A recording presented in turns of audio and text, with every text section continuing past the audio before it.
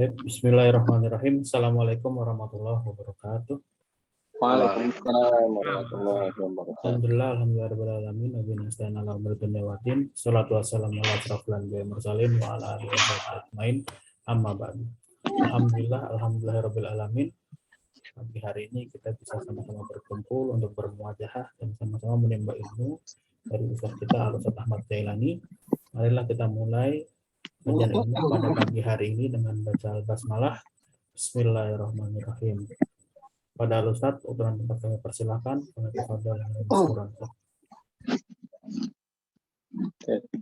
Bismillahirrahmanirrahim. Alhamdulillahirabbil alamin wassalatu wassalamu ala asrofil anbiya'i wal mursalin wa imamul muttaqin wa ala alihi wa ashabihi ajmain. Allahumma inni a'udzubika an adilla wa udalla wa azilla uzalla wa azlima uzlam alayya. Rabbi shrah li sadri wa yassir li amri wa hlul 'uqdatam min lisani yafqahu qawli. Shadaqallahul azim. Hadirin kiram, alhamdulillah pada pagi ini kita bisa melanjutkan kajian kita seperti biasa. Semoga Allah senantiasa menjaga kita, melindungi kita dari segala macam fitnah, ya. Fitnah dunia ini sangat banyak sekali saat ini, terutama di akhir zaman. Fitnah itu adalah segala sesuatu yang bisa memalingkan kita. Ya, makanya harta bisa jadi fitnah, kemudian juga pasangan kita, suami atau istri kita juga bisa jadi fitnah, anak-anak kita juga bisa jadi fitnah, kemudian harta juga bisa jadi fitnah, ya bahkan teman pun bisa jadi fitnah. Jadi semua hal yang ada di saat ini itu bisa jadi fitnah. Jadi sesuatu yang bisa memalingkan kita dari Allah Subhanahu wa taala. Jadi fitnah itu bukan fitnah dalam bahasa Sunda, fitnah ya. Kalau fitnah dalam bahasa kita berarti maksudnya tuduhan, ya. Ya, fitnah. Makanya al-fitnah itu asyaddu minal qatli, itu maksudnya bukan fitnah dalam pengertian tuduhan. Ya, jadi al-fitnah itu ya tadi segala sesuatu yang bisa memalingkan kita dari Allah itu tentu lebih besar dibandingkan pembunuhan. Ya, karena pembunuhan itu sendiri disebabkan karena fitnah. Itu kan, jadi penyebab dari pembunuhan itu adalah fitnah. Nah, maka kita berlindung kepada Allah Subhanahu wa taala, ya, dengan doa yang kita panjatkan setiap hari. Semoga Allah kemudian menjaga diri kita dari segala fitnah. Kemudian salawat dan salam juga tak lupa kita curahkan kepada Nabi kita, yaitu Nabi besar Muhammad SAW, sebagai qudwah hasanah, ya, sebagai suri teladan dalam segala aspek kehidupan, baik dalam muamalah, ya, muamalah itu berarti kan aktivitas ekonomi, ya, atau juga politik, kemudian sosial dan sebagainya, dan juga dalam segala aspek, juga dalam segala aktivitas pribadi kita. Nah, jadi Allah itu kita hadirkan, ya, dimanapun kita berada, baik dalam sendirian ataupun juga dalam beramai-ramai, gitu ya. Karena memang yang menjadi tantangan terbesar umat manusia itu dua. Yang pertama adalah godaan syaitan, yang kedua adalah hawa nafsu. Dan yang paling berat sebenarnya dan paling kuat itu adalah hawa nafsu. Ya, karena setan itu semata-mata dia hanya membujuk saja, tetapi untuk mengiyahkan atau mentidakkan itu adalah hawa nafsu. Buktinya apa? Buktinya adalah ketika Ramadan itu kan setan-setan dibelenggu, dari golongan jin itu dibelenggu. Jadi setan dari golongan jin itu dibelenggu pada Ramadan. Walaupun istilah ulama, ya, ada yang mengatakan setan kecil yang dibelenggu, setan besar tidak dibelenggu, atau juga ada yang mengatakan sebaliknya. Tapi ada juga yang mengatakan semua setan itu dari golongan jin itu dibelenggu. Pertanyaannya, lalu kenapa kemudian masih banyak orang yang maksiat? Nah, itu berarti bukan setan dari golongan jin yang menyebabkan. Tapi siapa? Ya, setan dari golongan manusia. Siapa itu? Diri mereka sendiri yang mengedepankan hawa nafsu. Ya, jadi hawa nafsu itu bisa lebih dahsyat daripada godaan setan dari golongan jin. Bahkan dengan hawa nafsu itu sendiri bisa menyebabkan manusia menjadi setan. Ya kan? Alladzi yuwaswisu fi sudurin nas itu, awas jangan sampai salah arti ya. Alladzi yuwaswisu fi sudurin nas itu. Bukan Allah ciptakan jin dan manusia untuk beribadah ya, salah artinya. Gus Samsudin. Astagfirullah ya, dengan pedenya ya. Dan itu berulang-ulang ini. Kalau lupa sekali ya wajar ya. Kalau berulang-ulang berarti bukan lupa, emang begitu pemahamannya. Jadi yang yuwaswisu fi sudurin nas, yang senantiasa memberikan was-was ya, pada dada-dada manusia. Yang memberikan was-was itu berarti apa? Keraguan terhadap syariat, keraguan terhadap ketaatan gitu ya. Itu adalah minal jinnati wan nas, baik dari golongan jin ataupun juga dari golongan manusia. Ibarat kata Ramadan itu ya, awalnya itu dia manusia, tapi ketika dia mengedepankan hawa nafsu, dia sudah menjadi setan dari golongan manusia. Nah, pada hari ini insya Allah kita akan melanjutkan pembahasan tentang perbuatan manusia menurut Islam ya. Jadi al-af'alu indal Islam. Nah, pertanyaannya adalah, pertanyaan besarnya, apakah semua perbuatan manusia itu buruk ya? Atau pertanyaan kedua, apakah semua perbuatan manusia itu baik? Ya, siapakah yang menetapkan ini perbuatan buruk, ini perbuatan baik? Kan kita itu di dunia ingin melakukan perbuatan baik kan? Nah, pertanyaannya, siapa yang menetapkan ini perbuatan buruk, ini perbuatan baik? Kalau ditanya, berbohong itu baik atau buruk? Kan begitu. Kemudian yang kedua, membunuh itu baik atau buruk? Yang ketiga, bersahabat akrab itu baik atau buruk? Mencuri itu baik atau buruk? Nah, siapa yang menetapkan baik atau buruk? Kalau kita kembalikan kepada manusia, maka tentu sesuai dengan keinginannya masing-masing. Jadi penentuan baik buruk itu kalau ditetapkan kepada manusia, maka akan berbeda-beda. Karena isi kepala setiap manusia itu juga berbeda. Bisa saja si A mengatakan baik, bisa saja si B mengatakan buruk. Gitu kan? Nah, makanya kalimat hadis ya. Untuk mina bil qada'i wal qadari khairihi wa syarrihi minallah. Itu maksudnya adalah qada qadar, ketetapan Allah Subhanahu wa taala. Ya, itu semuanya dari Allah. Tapi manusia kadang menganggapnya bi khairihi wa syarrihi. Ada menganggap qada Allah itu adalah baik, ada menganggap qada Allah itu juga buruk. Kan begitu. Ya. Jadi takdir qada qadar itu Allah yang tetapkan. Ya. Allah kemudian tetapkan, tentukan pada setiap manusia di muka bumi ini. Bahkan setiap makhluk yang ada di muka bumi ini.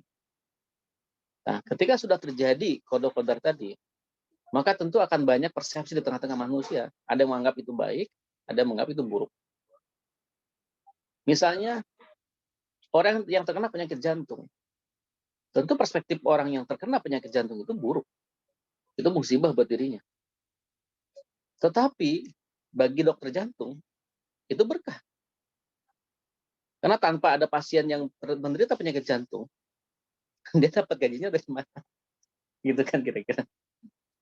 Buat orang yang menjual obat-obat jantung misalkan, untuk mengatasi problematika yang ada di jantung, dia tuh ini wah berkah. Kenapa? Karena obatnya bisa laku, bisa terjual. Corona misalkan kemarin ya, sebagian orang menganggapnya musibah besar, tapi bagi sebagian lagi orang-orang menganggap itu keuntungan besar. Karena dengan ada corona itu dia bisa menjual masker, bisa menjual swab antigen, bisa menjual PCR, bisa menjual obat-obatan macam-macam. Tabung oksigen juga menjadi laku di mana-mana. Nah, itu dia kan semuanya ketetapan Allah. Tetapi khairihi wa syarrihi, baik buruknya itu tergantung manusia melihatnya. Gitu ya. Nah, ini apa namanya? Kalau diserahkan kepada manusia, maka perbuatan baik buruk itu tidak bisa ajek, tidak bisa tetap gitu. Jadi kadang-kadang orang jadi bingung, ini baik atau buruk sih sebenarnya. Gitu. maka harus dikembalikan kepada siapa? Ya kepada Allah Subhanahu wa taala. Nah, kira-kira itulah jawaban singkatnya. Lalu bagaimana rinciannya kita lihat. Nah, perbuatan manusia itu kan setiap hari perbuatan kita tuh nggak lepas dari dorongan hajatul udwiyah ataupun juga dorongan naluri kan. Hajatul udwiyah sama naluri ini sering disebut sebagai nafsu lah, hawa nafsu. Atau nafsu lah, karena hal hawa itu lebih kepada keburukan. Tapi nafsu. Buat diri manusia itu punya nafsu. Nafsu ingin makan, nafsu ingin tidur, nafsu ingin menikah, nafsu ingin ingin kaya, nafsu ingin macam-macam. Semua nafsu, semua kebutuhan jasmani dan kebutuhan naluri ini senantiasa mendorong manusia untuk memenuhinya. Maka muncullah perbuatan kan. Nah, ketika dirinya lapar, perbuatannya apa? Makan.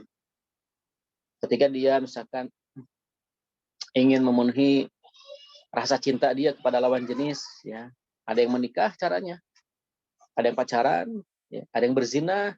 Nah, itu kan semuanya pilihan sebenarnya. Tapi semuanya itu merupakan dorongan, ya, yang ada pada diri manusia. Dorongan kebutuhan jasmani dan juga naluri.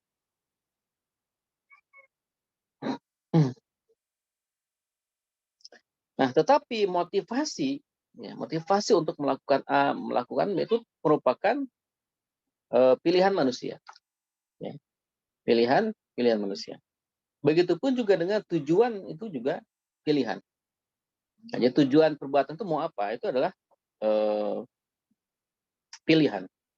Ya. Jadi bukan fitrah. Jadi kalau motivasi, tujuan itu bukan fitrah, tetapi itu adalah pilihan manusia. Kalau dorongan ingin makan, ingin minum, ingin tidur itu fitrah manusia. Dorongan untuk memenuhi kebutuhan seks dengan lawan jenis itu juga fitrah manusia. Dorongan untuk beribadah, mencari Tuhan itu fitrah manusia. Dorongan untuk ingin menjadi kaya, ingin terhormat itu fitrah manusia. Tapi cara memenuhinya, motivasi memenuhinya, tujuan memenuhinya itu pilihan. Itu bukan fitrah manusia. Nah, setiap perbuatan itu ada yang namanya qimah. Nah, jadi Allah Subhanahu wa taala menetapkan setiap perbuatan itu punya qimah, punya nilai. Ya. Nah, nilai ini sebenarnya tergantung kepada mafhum. Ya, mafhum dari setiap orang. Mafhum itu persepsi. Nah, apa saja qimahnya? Jadi pertama, ya, ada yang namanya al-qimah madiyah. Jadi setiap perbuatan itu ada qimahnya. Qimah itu ada dibagi beberapa bagian. Yang pertama disebut dengan qimah madiyah, nilai materi. Perbuatan mana saja yang Allah tetapkan di dalamnya ada qimah madiyah. Jadi Allah yang menetapkan qimah-qimah itu ya. Perbuatan mana saja yang di dalamnya ada qimah madiyah. Pertama adalah yang di dalamnya ada qimah madiyah, contohnya adalah bisnis. Bisnis itu qimahnya madiyah. Jadi orang berbisnis itu qimahnya madiyah. Ya. Jadi akan dapat keuntungan dari bisnis itu. Makanya keliru kalau kita berbisnis nggak dapat untung, itu bukan bisnis namanya. Itu adalah gotong royong. Atau qimahnya bukan qimah madiyah. Berarti dia sebenarnya bukan berbisnis. Karena bisnis itu bisnis jualan itu kan. Kemudian bekerja ijarah, ya, akad ijarah itu kan. Itu semuanya qimahnya qimah madiyah. Jadi Allah tetapkan pada setiap perbuatan itu ada qimah madiyah. Jadi kalau kita bekerja sama orang, ya harus diujroh. Kalau kita bekerja sama orang, berarti tidak diujroh, berarti bukan qimah madiyah dia namanya. Gitu. Jadi akad kerja itu ada ujrohnya. Akadnya bisnis itu juga ada keuntungannya. Jadi semuanya bernilai materi. Akadnya jualan, dia harus dapat untung. Dia beli 500, dia jual 600, wajar. Itu bisnis, qimah madiyah. Nah, jadi Islam itu mudah menetapkan tuh. Itu ada qimah madiyah. Nah, itulah perbuatan-perbuatan yang masuk atau terdapat qimah madiyah di dalamnya. Yang kedua, ada yang namanya qimah ruhiyah. Nah, jadi qimah ruhiyah itu apa? Qimah ruhiyah itu adalah misalkan seperti sholat. Itu ada qimahnya. Apa qimahnya? Qimah ruhiyah. Jadi harus dapat itu nilai ruhaninya. Nilai ruhiyah harus dapat. Misalkan dengan cara khusyuk. Dengan khusyuk itu dia dapat tuh qimah ruhiyah. Kemudian sodakoh itu qimah ruhiyah. Ya. Kemudian membantu menggadaikan barang, itu qimah ruhiyah sebenarnya. Makanya kalau qimah ruhiyah ini, gadai ini dibuat bisnis, kacau. Nah, lembaga-lembaga pegadaian itu, jadi kacau kan. Akadnya jadi berantakan. Karena gadai itu solusi dalam Islam itu mengatasi orang-orang yang tidak mampu. Gitu kan, dengan cara menggadaikan barangnya untuk mendapatkan pinjaman uang. Jadi kan nggak boleh lebih, nggak boleh kurang. Dibaliknya juga harus senilai itu. Nah, ketika barangnya ketika hutangnya tidak bisa dibayar sesuai perjanjian, maka barang itu boleh dimiliki. Itu kan namanya pegadaian dalam Islam. Nah, sekarang itu kan beda. Pegadaian jadi bisnis. Nah itu dinyampur tuh qimah madiyah, qimah ruhiyah, ditarik jadi qimah bisnis, qimah madiyah. Ya repot akhirnya.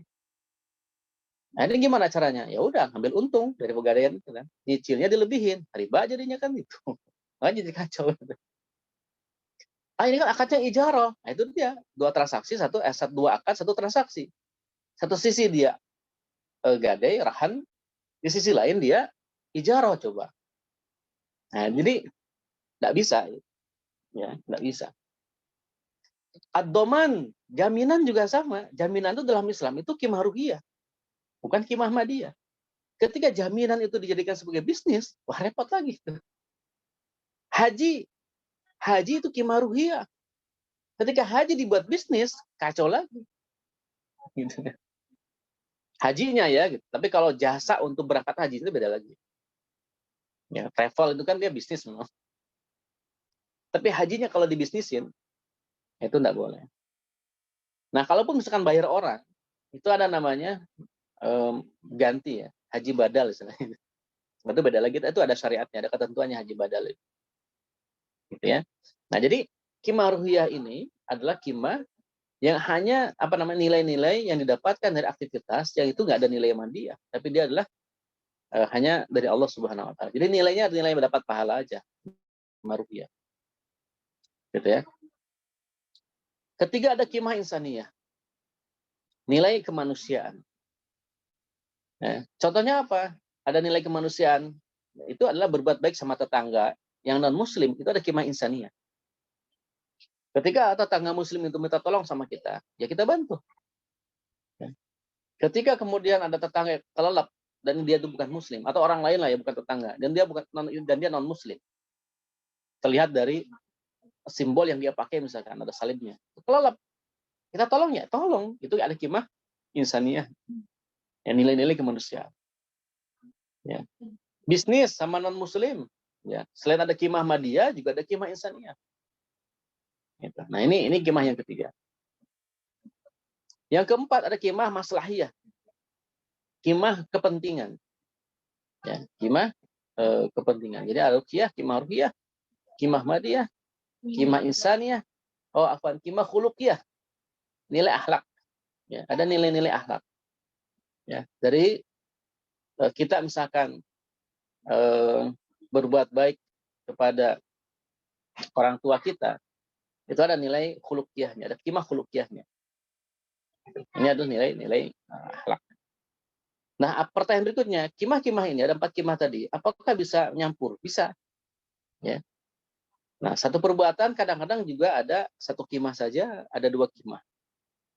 Bahkan ada juga yang 3 qimah. Misalkan tadi kita berbuat bakti kepada orang tua, di situ ada qimah khuluqiyah. Juga ada qimah ruhiyah. Ya, tapi nggak ada qimah madiyah. Karena kalau kita berbuat bakti sama orang tua, masa ingin dapat untung materi kan nggak mungkin. Nah, setiap qimah-qimah ini Allah tetapkan pada masing-masing perbuatan. Maka manusia ketika melihat ini ada qimah tertentu yang sudah Allah tetapkan, kemudian kita ingin mendapatkan untung dari qimah itu, ya wajar gitu. Jangan disalahkan. Kamu ini mau bisnis atau mau sedekah sih? Misalkan justru dengan ini kita jadi profesional gitu. Ya, misalkan bisnis nih. Bisnis itu kan harus jelas akadnya di awal. Ya, apa kontribusinya? Anda ingin mal kontribusinya atau mal sama badan, atau Anda ingin badan saja misalkan. Kita pilih akad apa? Itu kan jelas kalau akadnya itu. Jangan berbicara, udahlah nggak apa-apa kita teman, akadnya nanti aja. Yang penting jalan dulu. Salah itu justru. Kalau begitu nanti repot nanti. Di tengah jalan ada konflik, wah berantem. Walaupun teman sejati, teman dekat, yang namanya bisnis itu harus clear di depan. Kalau nggak clear di depan itu problem. Itu problem. Harus jelas untungnya berapa, ruginya gimana, gimana konsekuensinya. Maka ketika ada konflik, ya kembalikan ke akadnya. Bagaimana akad awalnya, ini yang kita pegang. Ya, gitu. Ini apa namanya, kimah kalau sudah tetapkan pada setiap masing-masing perbuatan. Nah, yang kedua selain kimah, ada yang namanya al-quwah. Nah, kalau al-quwah itu motivasi. Nah, kalau kimah itu Allah sudah tetapkan pada setiap masing-masing perbuatan. Kalau al-quwah itu pilihan manusia. Tadi motivasi itu pilihan manusia. Al-quwah, kemudian al-goyah. Nah, ada al-goyah itu tujuan. Nah, al-quwah itu dalam Islam itu ada 3. Yang pertama ada al-quwah madiyah, sama tuh. Ada al-quwah al-madiyah, motivasi materi. Nah, jadi orang itu punya motivasi yang dipilih oleh dirinya sendiri. Ya. Ini pilihan. Bukan Allah yang tetapkan, tapi ini pilihan dia. Ya. Misalkan ya saya gini, misalnya ngisi khutbah Jumat. Khutbah Jumat itu dia punya materi, punya al-quwah al-madiyah. Nah, jadi khotibnya punya al-quwah al-madiyah. Wah, ini saya mau khotib nih katanya. Pasirnya gede ini. Wah, duitnya banyak nih pasti nih. Amplopnya tebel. Berarti dia punya al-quwah al-madiyah. Khutbah itu dia, dia siapin materinya kan. Dia semangat dia menyiapkan materi itu untuk mendapatkan amplop tadi. Ceramah dia kan dengan bagus, semua orang terkesima dengan ceramahnya gitu ya. Pas pulang dia habis sholat Jumat dia duduk zikir lama itu. Ini tamir masjidnya lupa kayaknya, langsung pulang. Dia lama aku nggak datang-datang, tamir masjid ini mana ini. Sampai asar nggak datang lagi. Anda pulang dengan kecewa. Mungkin tamir masjidnya lupa ngasih amplop ke dia. Itu kalau al-quwah sama dia itu masih kecewa. Dan dia nggak dapat pahala di situ. Kenapa? Al-quwah sama dia niatnya. Ya. Motivasinya motivasi materi. Tapi kalau dia al-quwah yang kedua, yaitu ada al-quwah ar-ruhiyah, berarti kan dia motivasi keagamaan ini. Motivasi kesadaran diri bahwa dia mendapatkan pahala dari Allah Subhanahu wa taala. Ini sebagai kewajiban dia untuk dakwah melalui wasilah khutbah Jumat. Maka kalau dia al-quwah ar-ruhiyah, ketika dia ceramah itu, dia tidak akan pernah nunggu amplop. Habis beres sholat dia pulang aja. Nggak ada nungguin ya. Tuh, nggak datang-datang nih amplopnya. Jadi Anda punya cerita itu, Pak Kiai ini pernah khutbah Jumat. Ya. Diminta khutbah. Datang ke masjid, sudah duduk di situ. Belum melihat ada ustadz lain duduk juga di sebelahnya. Ini kayaknya bukan jemaah sini nih, guys. Nah, ketika takmir masjid umumkan, yang menjadi khutbah Jumatnya adalah ustadz yang sebelahnya, bukan beliau. Beliau dipanggil juga, dia salah manggil nih takmirnya. Dua-duanya dipanggil. Mungkin awalnya dia nggak bisa kali ya. Dan diganti badal sama ini. Ternyata dia di akhirnya datang juga, lupa konfirmasi. Udah datang dua-duanya, yang dipanggil ustadz yang sebelah. Ya sudah, sholat beres gitu kan. Kita takmir masjid. Astagfirullahaladzim, Kiai, maaf.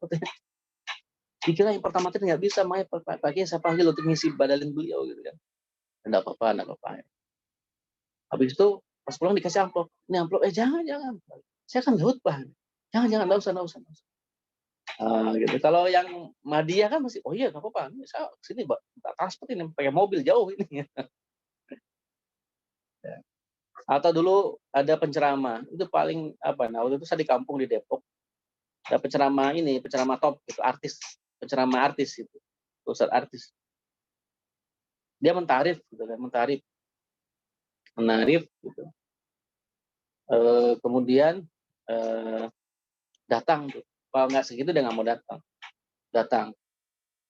Ya Allah, pas datang tuh ya, dikira kita, ini kan panitia kan tahu ya gimana nyambut gitu.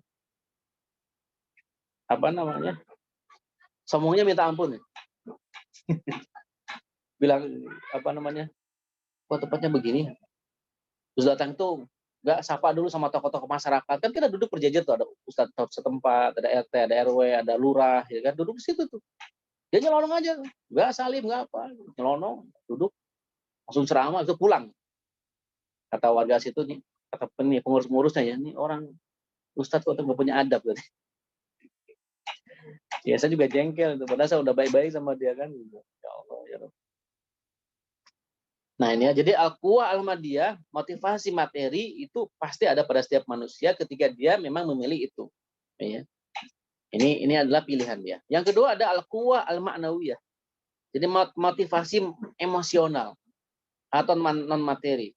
Ini biasanya berupa kondisi kejiwaan yang senantiasa dicari dan ingin dimiliki oleh setiap orang. Jadi al-quwah atau al-quwah al-ma'nawiyah itu seperti ingin puas gitu. Itu kan maknawiyah. Dia ingin merasakan puas ketika melakukan perbuatan itu. Atau dia ingin merasakan bahagia dengan perbuatan. Walaupun dia nggak dapat materi, nggak dapat uang, nggak dapat apa, tapi dia merasa puas, merasa bahagia. Ini namanya al-quwah al-ma'nawiyah. Ya. Contohnya misalkan kasus pembunuhan kemarin nih. Itu kan sebenarnya al-quwah al-ma'nawiyah. Dia merasa kehormatannya tercederai.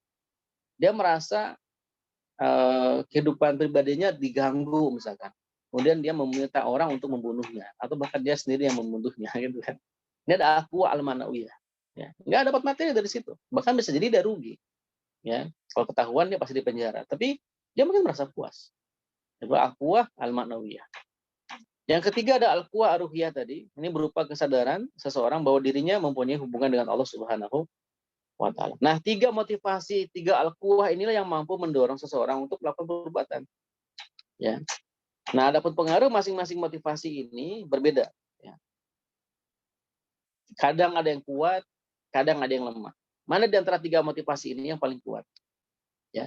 Kadang al-quwah madiyahnya lebih kuat, kadang al-quwah ruqyahnya lebih kuat, kadang al-quwah maknawiyahnya yang lebih kuat.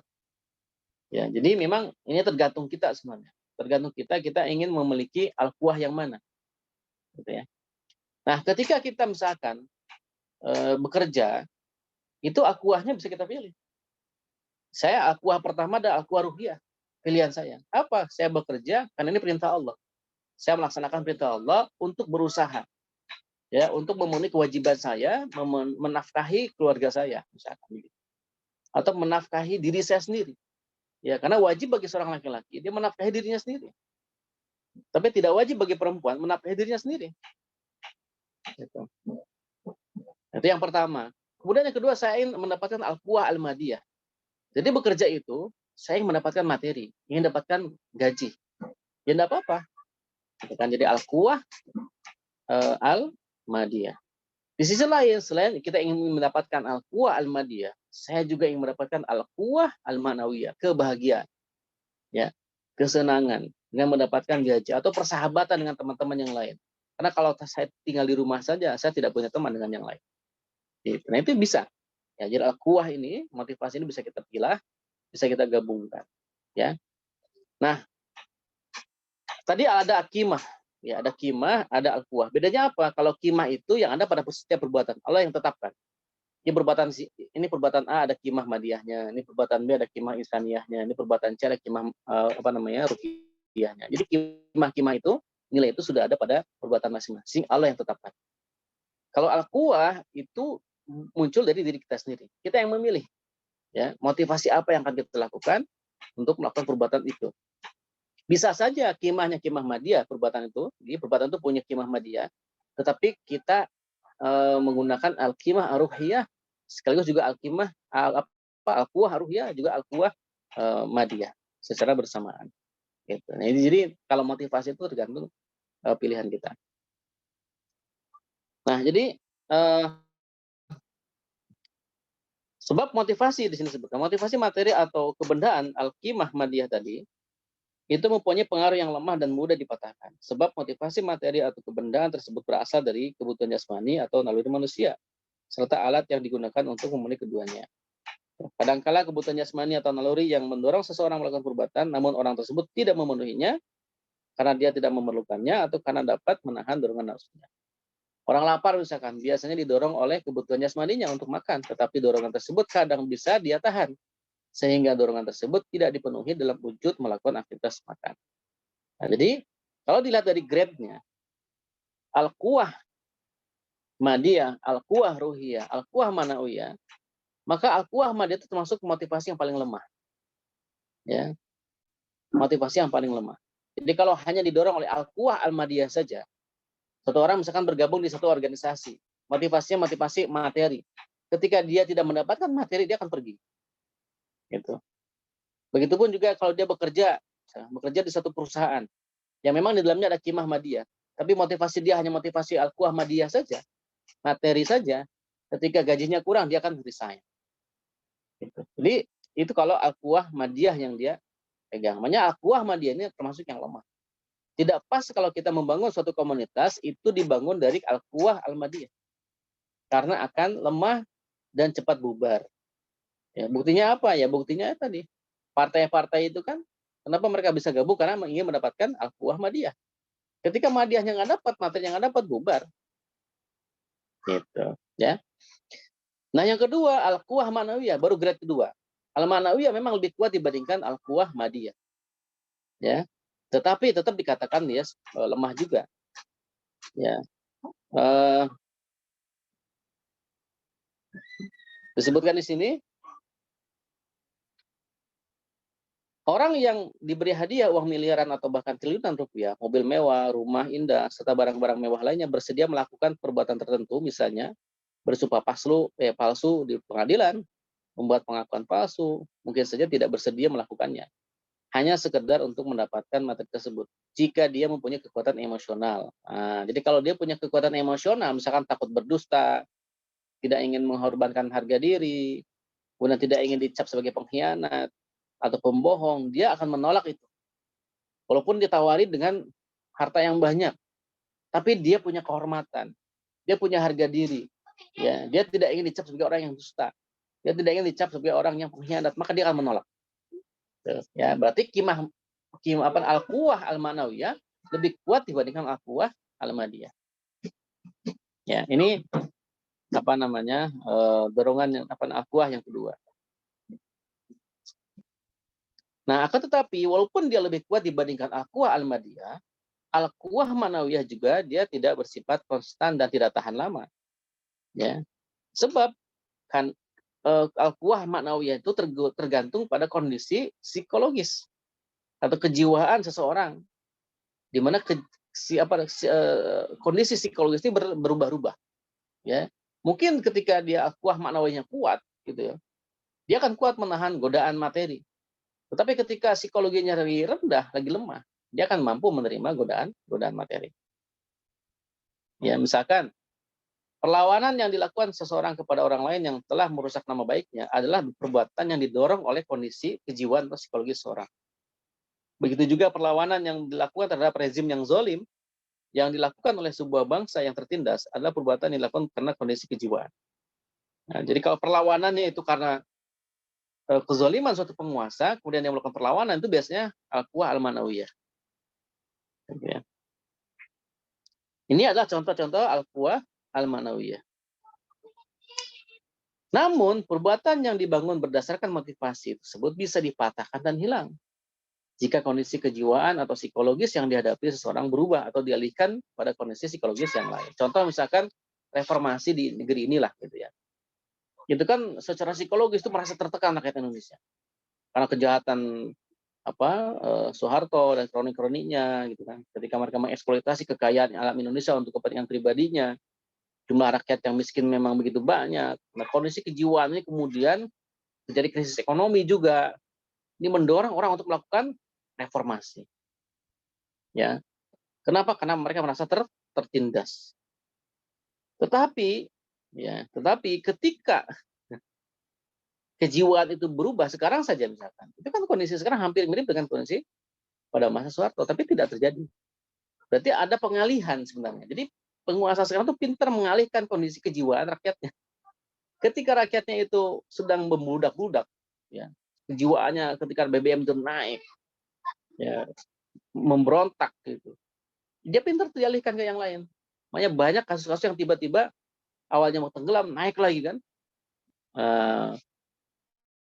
Misalkan KM50 kan udah dimatikan, tapi naik lagi sekarang. Berarti kan apa? Mengalihkan kondisi kejiwaan, protes terhadap kebijakan yang ada, dialihkan ke sana. Maka maknawiyahnya berubah. Gitu. Nah ini, jadi kalau al-quwah manawiyah ini yang menjadi dorongan dia, maka tidak akan pernah bertahan. Contoh misalkan, rajin sholat, rajin ibadah. Kenapa? Karena dia sebentar lagi mau nikah sama si doi. Si doinya itu mensyaratkan, ya kamu kalau menikah sama aku, kamu harus rajin ibadah ya. Gitu. Gitu kan gitu. Biar nanti kalau ketemu orang tuaku, kamu terlihat alim, misalkan begitu. Ya sudah tuh dia semangat ibadahnya, semangat sholatnya, ya kan. Bahkan pakaiannya juga masya Allah menjaga sekali tutup aurat gitu kan. Ketemu calon mertua endang-endung ya, kayak sopan gitu ya. Dia punya al-quwah manawiyah. Dia yang mendapatkan penghargaan dari calon mertuanya biar bisa menikah dengan si doi tadi. Itu. Ketika sudah terjadi nikah misalkan, ya, jadi nih. Awal-awal masih begitu. Karena tinggal masih satu rumah sama mertua. Ketika sudah pisah, nah ini nih mulai nih. Sudah pisah, kelihatan belangnya. Nah ini kenapa? Karena dia didorong, perbuatan bila baik dia, itu didorong dari maknawiyah dia. Bukan karena dorongan yang lain. Maknawiyahnya, apa yang dihormati, dihargai, sehingga bisa dapat menikah dengan wanita pilihan dia. Nah seterusnya. Ini contoh yang kecil ya. Kalau tadi kan contoh besar ya, ketika rakyat memberontak itu karena tadi kejiwaannya yang terasa terzolimi. Ini secara kehidupan sederhana juga bisa begitu. Ini adalah al-quwah manawiyah. Nah, al-quwah manawiyah ini akan cepat hilang, juga dia tidak bisa statis. Ya. Nah, lalu yang ketiga aruhiyah, ya, al-quwah aruhiyah ini dibangun berdasarkan prinsip perintah dan larangan. Nah, motivasi ini lahir dari kesadaran seorang muslim karena dirinya mempunyai hubungan dengan Allah Subhanahu wa taala. Nah, al-quwah aruhiyah ini itu motivasi yang paling kuat. Ya, di antara semua motivasi. Apakah itu maknawiyah ataukah itu adalah madiyah. Jihadnya kaum muslimin itu dibangun atas dasar ruqyah ini. Al-quwah aruhiyah. Bukan al-quwah madiyah. Kalau jihadnya kaum muslimin dibangun atas dasar materi, tentu tujuannya kan ghanimah. Tapi bukan itu tujuannya. Ya. Atau dibangun karena ingin mendapatkan kebanggaan sebagai bangsa yang hebat di muka bumi ini. Al-quwah al-ma'nawiyah. Ini juga nggak bisa. Artinya lemah. Gitu. Dia akan gampang dipatahkan. Tetapi kalau al-quwah aruhiyah, motivasi kesadaran dia kepada Allah Subhanahu wa taala, itu bisa menguatkan pasukan. Contohnya perang Badar. Perang Badar itu pasukan kaum muslimin jumlahnya 300 melawan pasukan Quraisy yang jumlahnya 1000 lebih. Tetapi kaum muslimin bisa menang. Ya, karena memang motivasi utamanya itu bukan materi, bukan juga kebanggaan, tetapi motivasi utamanya adalah mendapatkan ridho Allah. Ini berdasarkan perintah Allah. Allah yang perintahkan, maka menang. Perang Mu'tah, bayangkan, Mu'tah itu jumlahnya berapa? Sedikit. Ya, melawan ratusan ribu pasukan kaum muslimin. Pasukan Romawi dan sekutunya. Ya. Kalau Al-Quwah Madiyah kalah. Kalau Al-Quwah Manawiyah juga kalah. Tapi kalau Al-Quwah Aruhiyah menang. Ya. Contoh misalkan konkret, ketika Al-Quwah pasukan kaum muslimin berpaling dari awalnya Al-Quwah Aruhiyah, kemudian menjadi Al-Quwah Al-Madiyah, maka kalah. Dalam perang apa? Perang Uhud. Perang Uhud itu, kaum muslim itu sudah hampir menang. Pasukan Quraisy sudah kocar-kacir. Ya, sudah dikejar-kejar oleh pasukan kaum muslimin. Tetapi karena ada sebagian besar dari pemanah yang di bukit itu turun mengambil ghanimah, berubah tuh. Padahal sudah diamanahkan oleh Rasul untuk tidak turun sama sekali. Ya, artinya ada perubahan al-quwah tadi, motivasi, sehingga apa? Nah, pasukan Khalid bin Walid dari Quraisy yang belum masuk Islam waktu itu mengambil kesempatan itu, menyerang pasukan kaum muslimin dari belakang. Ya, sehingga pasukan kaum muslimin kocar-kacir dan mengalami kekalahan yang luar biasa. Banyak para sahabat yang syuhada pada perang Uhud itu termasuk sahabat Hamzah bin Abdul Muthalib. Ya, termasuk juga sahabat Mus'ab bin Umair. Ya, dan juga sahabat-sahabat yang lainnya. Nah, ini dia. Jadi kan ada peralihan al-quwah. Nah, ini fakta-fakta yang menunjukkan bahwa al-quwah aruhiyah itu lebih kuat dibandingkan al-quwah madiyah, al-quwah al-ma'nawiyah. Nah, kalau kita ingin membangun suatu organisasi, membangun komunitas, maka arahkanlah motivasinya al-quwah al-ruhiyah. Ya, begitupun juga ketika kita membangun PT perusahaan, maka kita arahkanlah para karyawannya dengan al-quwah ar-ruhiyah. Ini sebagai bagian dari kewajiban antum mencari nafkah, dan kami fasilitasi dengan perusahaan ini, ditambah di dalamnya ada unsur dakwahnya misalkan, maka insya Allah dengan al-quwah ar-ruhiyah itu, maka akan kuat, akan solid, ya, apapun kondisi daripada perusahaan itu, gitu ya. Walaupun tetap di sisi lain kita harus penuhi qimah madiyah yang ada pada usaha itu. Karena ingat, yang namanya ijarah itu ada qimah madiyah di dalamnya. Kita harus penuhi qimah madiyahnya, tentu seadil-adilnya, gitu ya, seadil-adilnya. Nah, ini ada suatu kisah ya, dalam buku ini disebutkan ketika jumlah pasukan kaum muslimin pada perang Badar itu jumlahnya 300 itu, Rasulullah itu tuh sempat ragu ya dengan kondisi kaum muslimin. Beliau khawatir jika kaum muslimin kehilangan nyali dengan melihat jumlah mereka yang lebih kecil dibandingkan jumlah pasukannya, jumlah musuhnya. Bayangkan 3 kali lipat. 300 melawan 1000, 3 kali lipat. Kekhawatiran itu terlihat dari tindakan Rasulullah. Ya, ketika beliau mengajak kaum muslimin melakukan musyawarah sebanyak 3 kali yang membahas permasalahan yang sama itu saja. Sampai kemudian sahabat Ansor sadar bahwa yang beliau inginkan sebenarnya sikap mereka, sikap pasukan kaum muslimin. Siapa sahabat itu? Sahabat namanya Sa'ad bin Mu'az. Sa'ad bin Mu'az itu adalah pemimpin Madinah. Ya, beliau dari Bani Aus, ya. Bani Hajrat. Dan dia menjadi pemimpin Madinah waktu itu. Beliau pun menyatakan kepada Rasulullah, sepertinya engkau itu ragu kepada kami. Tuhan juga sepertinya khawatir bahwa orang-orang Ansor, sebagaimana yang terlihat dalam pandanganmu, tidak akan menolongmu, kecuali di negeri mereka. Saya, wahai Rasulullah, bicara atas nama orang-orang Ansor, dan memberi jawaban berdasarkan sikap mereka, bahwa kami pergi bersamamu sebagaimana yang Tuhan kehendaki. Ikatlah tali siapapun yang Tuhan kehendaki, dan putuskanlah ikatan siapa saja yang Tuhan kehendaki. Dan ambillah dari harta siapapun yang di antara kami yang Tuhan kehendaki, dan berikanlah mana saja yang Tuhan kehendaki. Apa saja yang Tuhan ambil, niscaya lebih kami sukai daripada yang Tuhan tinggalkan. Demi Allah, kata Sa'ad bin Mu'az, kalau seandainya Tuhan menempuh perjalanan bersama kami hingga ke Barak al-Gomad, di sebuah kota di Ethiopia ya, di Habasyah, pasti kami semua akan tetap bersamamu. Dan demi Allah, kalau seandainya Tuhan mengajak kami untuk menyeberangi lautan sekalipun, pasti akan kami seberangi bersamamu. Ini kan komitmen luar biasa dari Sa'ad bin Mu'az. Melihat keraguan Rasulullah SAW, khawatir pasukannya pergi meninggalkan Rasulullah. Maka kemudian pernyataan Sa'ad bin Mu'az ini diperkuat oleh sahabat Ansar yang lain, namanya Miqdad bin Al-Aswad. Beliau mengatakan, maka kami tidak akan mengatakan sebagaimana yang dikatakan oleh kaum Nabi Musa kepada beliau. Beliau mengatakan, pergilah Anda bersama Tuhan Anda, dan berperanglah Anda bersama Tuhan Anda. Sedangkan kami di sini saja berdiam diri, yang melihat Anda berperang. Tapi kami siap berperang di depan, di belakang, di samping kanan dan di kiri Tuhan. Masya Allah ya. Kami siap berperang di hadapan Anda, di belakang Anda, di samping kanan Anda, di samping kiri Anda, wahai Rasulullah. Maka janganlah khawatir dengan kami, janganlah ragu dengan kami. Masya Allah, itu komitmen dari para sahabat Ansor yang waktu itu bersama Rasulullah. Ya, sebelum perang Badar. Maka setelah itu Rasulullah menjadi berseri-seri wajahnya, tidak ada lagi keraguan pada diri Rasulullah, sehingga semangat kaum muslimin itu bersama Rasul itu menjadi satu. Ini kan berarti al-quwah ar-ruhiyah yang dibangun oleh Rasulullah SAW. Ya, Rasulullah melihat wajah-wajah kaum Ansar itu, mereka itu ingin mendapatkan keridhaan Allah. Ini melakukan perang karena perintah Allah dan Rasulnya, bukan ingin mendapatkan ghanimah, bukan pula ingin mendapatkan harta kekayaan. Ya. Walaupun suatu ketika pernah terjadi. Nah, ini di perang lain ini, setelah perang Badar selesai, di perang apa namanya? Perang apa coba?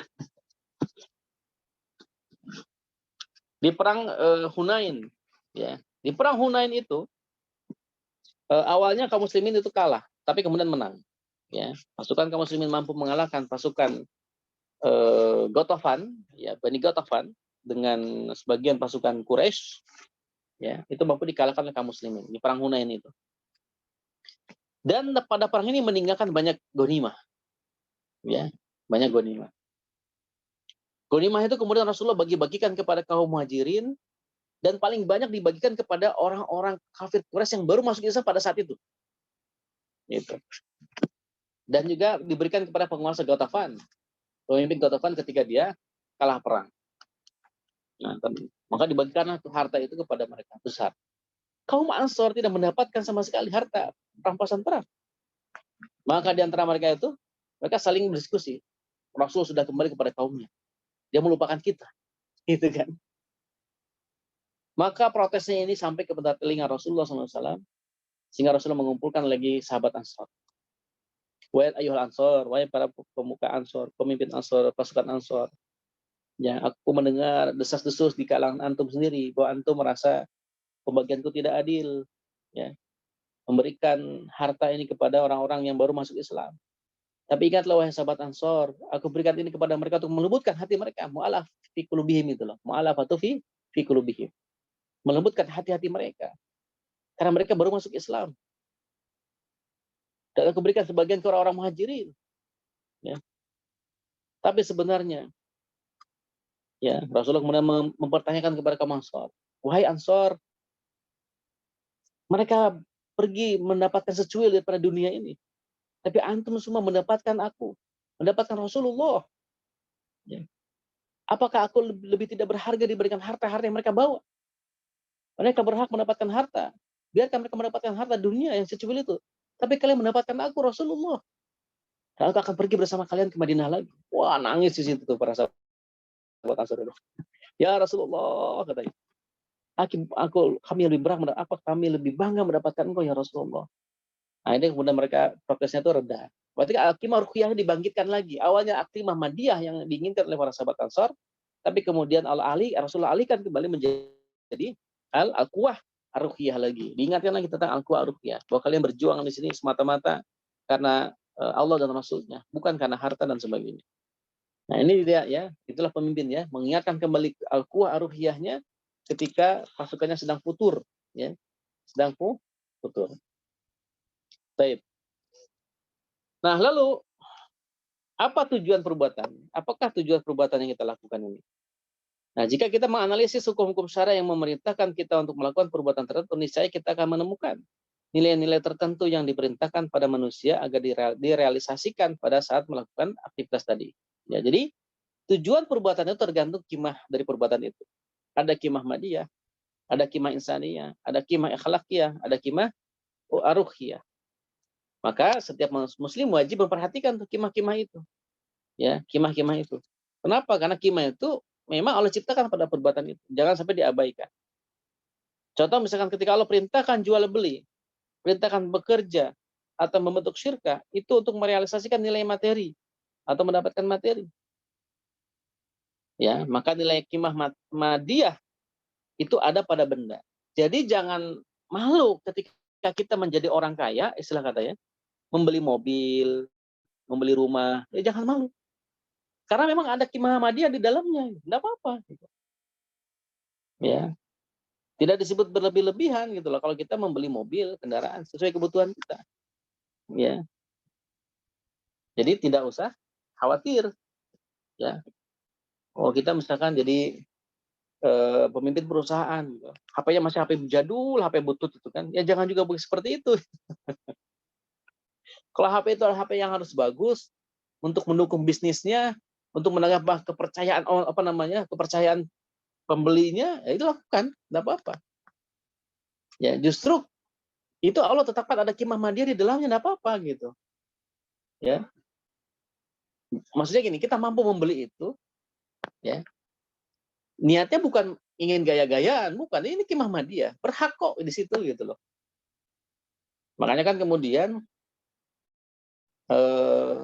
kadang orang itu kan gini, kalau kita ngikutin kata orang itu nggak pernah beres gitu. Ya. Ada ustadz gitu kan, ngisi pengajian, naik angkot gitu ya. Pasti dicemoohin. Ini ustadz katanya dekat sama Allah. Doanya dikabulkan. Tapi kok miskin ya? Misalkan begitu. Ada nggak yang begitu? Ya ada kan, ngisi-ngisi tapi kok miskin ya. Berarti dia sendiri gak dikabulin doanya ini, jangan-jangan. Di sisi lain ada ustadz pakai mobil bagus misalkan ya, ngisi pengajian. Nih ustadz mobilnya bagus nih, jangan-jangan dia mau ustadz amplop ini kan, iya ngaco lagi gitu. Jadi kalau kita dengerin kata orang itu nggak pernah beres. Jadi kita lakukan apa adanya saja. Kalau memang kita mampunya segitu ya sudah segitu. Gitu. Kalau kita mampu beli lebih ya beli lebih, nggak apa-apa. Gitu. Ya, ini semata-mata karena memang itu hak kita mendapatkan materi tadi. Itu kan ada nilai madiyah di dalamnya. Di dalam bisnis, bekerja, misalnya. Walaupun tetap ya kita harus mengukur diri juga, jangan sampai kemudian kita mengalah kebutuhan dan keinginan itu kan beda-beda tipis gitu ya. Kalau karena kita bilang ini kebutuhan, enggak ini keinginan misalkan. Nah, gitu. Jadi kita harus realisasikan apa yang dimaksud dengan keinginan, apa yang dimaksud dengan kebutuhan, gitu ya. Nah, keinginan itu boleh dipenuhi ya boleh dipenuhi. Asal ya kebutuhan sudah terpenuhi, kemudian kewajiban-kewajiban kita sudah tertunaikan. Terus kita ingin mobil bagus ya nggak apa-apa. Gitu. Ingin rumah bagus ya silakan saja. Gitu. Yang salah itu gini, dia menunaikan keinginan tapi kemampuannya nggak ada. Gitu. Dia hanya kredit, riba, kan itu yang nggak benar itu. Gitu kan? Kemudian dia ingin mobil bagus, dia mencuri misalkan. Ya itu berarti salah. Nah, jadi mengukur diri. Gitu. Makanya kita harus punya sikap al-insaf. Al-insaf ya. Al-insaf itu adil pada diri sendiri. Kan adil itu menempatkan sesuatu pada tempatnya. Kalau kita memang mampu membeli itu ya beli. Kalau tidak mampu jangan maksakan. Gitu kan? Karena ingin gaya hidup dan sebagainya jangan. Ya. Tapi kalau memang kita mampu membelinya, ya sudah beli saja. Ya. Apalagi misalkan dia merupakan orang yang dihargai misalkan atau bisa mempengaruhi bisnis dia. Ya. Ketika pembeli misalkan, ini properti misalkan ya, apa nih? Pembeli itu kan ingin beli rumah nih di proyek kita misalkan. Terus lihat ownernya kurang resik gitu ya. Kemudian berantakan gitu. Kemudian rumahnya masih ngontrak misalkan ya. Rotaknya masih retak di rumah petak gitu kan. Gimana orang mau yakin mau beli coba? Ya nggak? Kan nggak yakin kan. Ini bener developer ini kok begini kan gitu. Jadi ini kadang-kadang hal seperti itu juga harus perhatikan ya. Jadi memang kita bukan berarti kita ingin sombong atau apa ya. Itu kan ada qimah madiyah di dalamnya. Kalau kita sudah mampu ya dananya sudah memang hak kita gitu ya, bukan lagi hak konsumen ya. Yang salah itu kan hak konsumen. Nah, terus kita pakai untuk poya-poya itu yang keliru ya. Nah, itu yang sangat keliru sekali ya, sehingga menyebabkan bisnisnya nggak jalan, kewajiban kita nggak tertunaikan, haknya konsumen juga tidak tertunaikan, ini yang tidak boleh gitu. Apalagi yang model subsidi silang gitu ya. Nah, mungkin Setrosi juga sering mengingatkan ya, kalau bisnis properti subsidi silang antara proyek A dengan proyek B itu, kan proyek A itu punya akad tersendiri dengan pemilik tanah, dengan timnya. Proyek B itu punya akad sendiri dengan pemilik ini. Ini kalau disubsidi silang begitu, nah nanti ini tidak boleh karena masing-masing punya akadnya, punya penempatannya. Itu banyak kasus yang gagal proyeknya karena subsidi silang. Ini bagus di satu sisi proyek A, tapi proyek B-nya berantakan. Disubsidi oleh yang proyek A, sehingga ketika ini gagal hancur, ini pun juga ikut hancur. Itu ya begitulah ya. Ini sudah jadi hal yang sudah terlihat oleh mata kita, berarti kita tidak boleh seperti itu. Baik, nah dari sekian qimah, kemudian al-quwah, ya, goyatul goyah. Segala tujuan dari setiap perbuatan kita itu adalah ingin mendapatkan ridha Allah. Nah inilah ya, ridha Allah ini menjadi barometernya, menjadi remnya gitu. Ketika qimah-qimah itu ingin kita tunaikan, tetapi dengan cara yang tidak sesuai dengan syariat Islam, maka tidak boleh. Kenapa akan mengganggu goyatul goyah? Tujuan daripada tujuan kita adalah mendapatkan ridha Allah. Nah, kalau semua qimah kita ingin tunaikan, kemudian al-quwah, motivasi yang kita jalankan itu juga bertentangan dengan ridha Allah, maka jangan lakukan. Gitu. Jadi semuanya tergantung kepada al-goyah, tujuan daripada segala tujuan. Ya, itu yang menjadi standar kita, itu yang menjadi rem kita. Ketika perbuatan ini sudah menyimpang dari tujuan dan tujuan daripada tujuan tadi, maka lebih baik ditinggalkan. Apakah itu qimah madiyah, qimah ruhiyah, itu. Karena al-qimah ruhiyah itu sendiri kadang-kadang dibangun berdasarkan al-qimah al-madiyah, gitu ya. Terlihat seperti religius, ya, padahal dia punya motivasi materi di dalamnya. Ini tentu Allah lebih tahu niat daripada masing-masing hambanya, gitu ya. Semoga kemudian kita terjaga niat kita semata-mata ingin mendapatkan ridho Allah Subhanahu wa taala. Kalau itu yang menjadi tujuan utama kita, tentu dia akan tidak akan menghalalkan segala cara. Wallahu a'lam bishawab. Sudah jam 10 lewat. Barakallahu fikum. Silakan bagi sahabat sekalian yang ingin ditanyakan atau yang menyampaikan komentarnya. Tafadhol. Baik, Ustaz. Terima kasih atas pemaparannya pada materi pada kesempatan kali ini. Silakan teman-teman yang ingin bertanya, bisa tuliskan di kolom chat atau open mic. Karena kita sudah sampai di sesi tanya jawab. Silakan.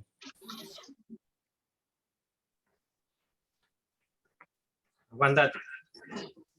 Nah, betul.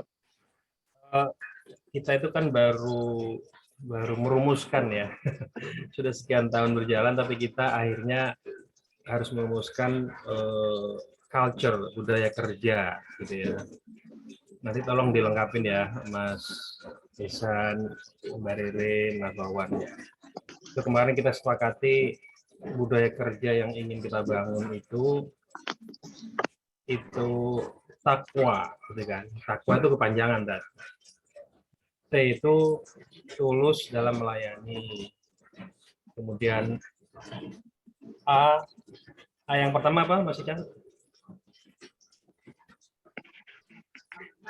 Amanah.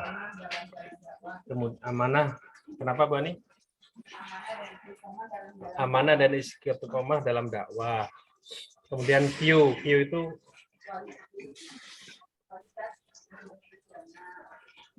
Bu Ani open mic aja.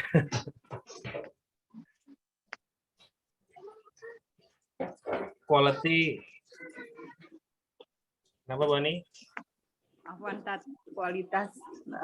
Kualitas kerja yang profesional. Jadi dari atas kerja itu sih kalau E-nya. Wah, W-nya Wawasan yang luas, sama A-nya lagi adanya kita harus memberikan kebaikan lah untuk orang lain gitu. Manfaat kalau nggak salah sih gitu. maslahat atau manfaat. Jadi saya ulang tadi ya, takwa itu budaya kerja yang ingin kita bangun di tim kita ini, di manajemen budaya kerja perusahaan lah. T-nya itu tulus dalam melayani, itu bukan hanya ke konsumen, tapi juga saling membantu di internal tim. Satu kan. Yang kedua, amanah, gitu ya. Artinya kalau kita ada tugas kita niatkan 2 hari, 3 hari, ya gimana caranya ya 2-3 hari itu memang harus kita selesaikan apapun resikonya dengan kita saling membantu, kira-kira gitu ya. Apalagi kepada konsumen gitu ya, mendeliver bangun rumah segala macam, memenuhi janji mereka. Gitu. Q-nya itu berarti quality ya, kualitas kerja yang profesional. Kemudian A yang takwa, W-nya itu yang wawasan yang luas. Artinya bukan hanya keilmuan untuk membangun rumahnya, memasarkan rumahnya, tapi karena kita properti syariah juga ilmu agama terkait properti syariah ya, yang termasuk yang kita lakukan ini, gitu kan, memahami ada al-quwah ar-ruhiyah, ternyata itu yang paling kuat. Nah, kita berharapnya kan apapun yang kita kerjakan sehari-hari di pekerjaan ini, di Adrenal Village ini, itu bernilai menjadi motivasi ar-ruhiyah, gitu kan, al-quwah ar-ruhiyah. Nah, yang terakhir, takwa, adanya kita itu menjadi maslahat, memberikan kebaikan buat siapa saja gitu yang bertemu dengan kita. Nah, mungkin ada masukan lagi, Dad. Kira-kira gitu. Jadi malah kita yang nanya ke Ustaz Jailani lagi. Itu malah udah bagus, Pak. Udah Kan bagus, kalau kita berkomunitas gitu ya, berkomunitas atau bekerja itu kan 3 poin utama ya sebenarnya. Yang pertama itu kan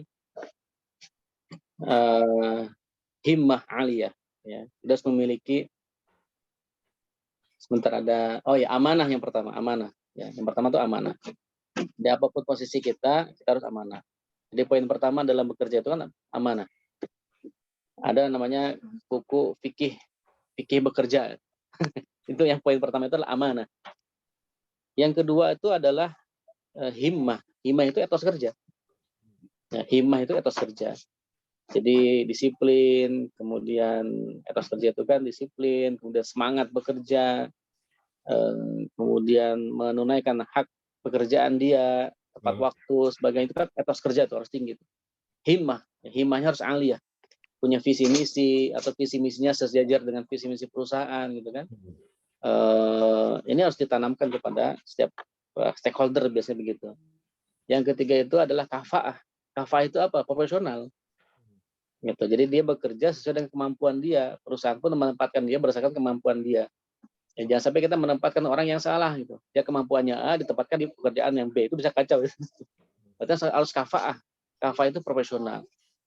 Karyawan mengerjakan sesuai dengan pekerjaannya, kemudian perusahaan memberikan ujroh dengan sesuai dengan pekerjaannya.